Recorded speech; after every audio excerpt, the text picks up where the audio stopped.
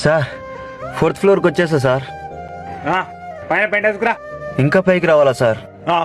పైకి రా. సరే సార్ వస్తా.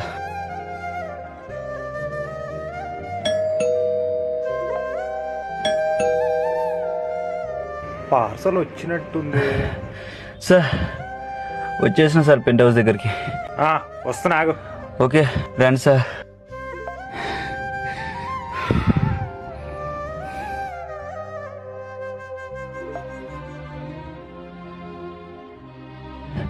సార్ మీ పార్సల్ సార్.